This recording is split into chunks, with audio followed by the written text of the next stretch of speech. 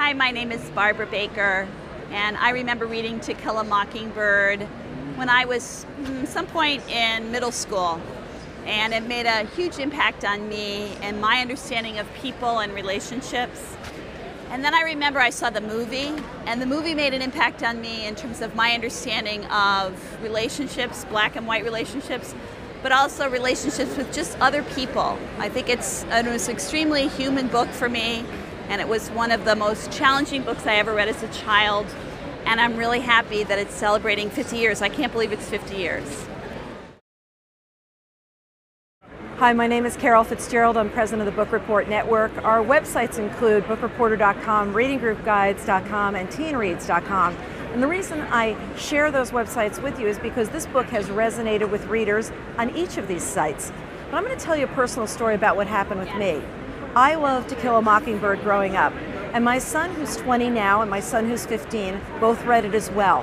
When my 15-year-old read it, he was watching and he was going through the story with me, and he says, "Mom, I don't understand why these people don't like this man. I don't understand what's going on." And we actually sat down in a conversation about prejudice, which is something that he didn't quite understand the same way that I did when I'd read the book so many years ago. And it was gratifying to me to see how much life has changed and the world had changed, and to see the book through his eyes, which was very different than the way that I'd seen it. So To Kill a Mockingbird is really a book for all ages, but it's interesting to see how it will matter to different people of different ages. So thank you for everything that this book has meant to so many people. Hi, my name's Elise Hickel, and your book became a part of my childhood identity.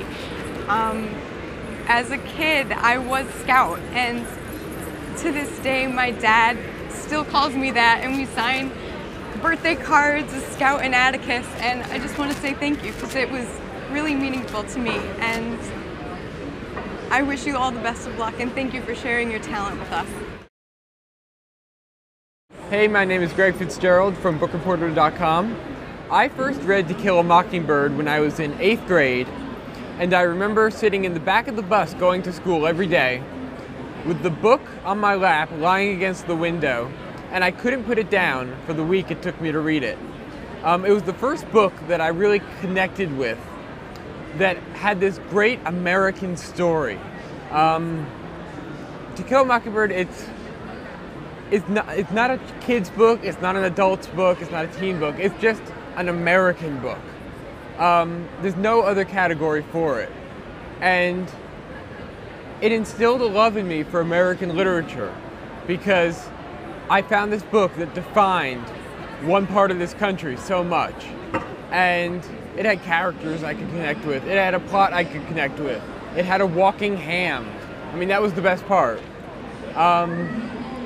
So it began a love affair for me going beyond the world of the kids' book and going into the world of the great novels. And to me, that's the biggest door that To Kill a Mockingbird opened for me.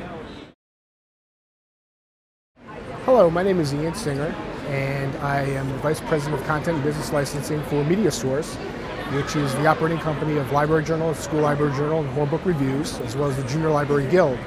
And as I was walking through the exhibition and seeing this particular display, I had to stop to pay tribute.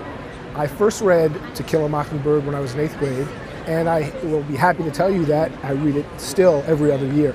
I don't think that any other book has impacted me, or probably most of the people I've talked to here online, more profoundly than almost any other book that's probably been printed or published.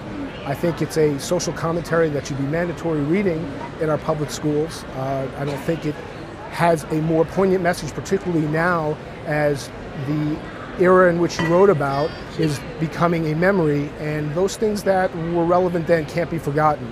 You've done a great service to our country, and I'm one of, I guess, an untold infinite amount who owe a huge debt of gratitude to you. So thank you very much. I've liked this book since I was a little kid. My mom had a copy of it, and I was born in 1959. I think the copyright date on the book was 1962, so she bought the book when I was 3 years old. And somehow or other, I snuck it out of the house after I graduated high school, moved off to college, The pages are brittle, they're just about to fall out of the thing, but it's a paperback copy, and I have read it through probably 3 or 4 times. And then a few years ago, my daughters were in high school, and it was an assigned reading for one of their classes, and it was the one and only assigned reading that I was really, truly excited about getting to help them with, because I just love the story. It's a coming-of-age story. It's one of those things that just, it touches me every time I read it. Miss Lee, I just wanted to let you know that I loved your book so much that I named my daughter Harper after you. Thank you very much for a killer name. My name is Lorraine Ballard Morrill, and To Kill a Mockingbird is one of my all-time favorite novels. And I think mostly because one of the things that moves and inspires me the most is when people take a stand against the general opinions of the greater population.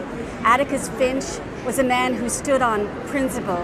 He had integrity, and despite the fact that he did something that was vastly unpopular among many people, he stood up for principle.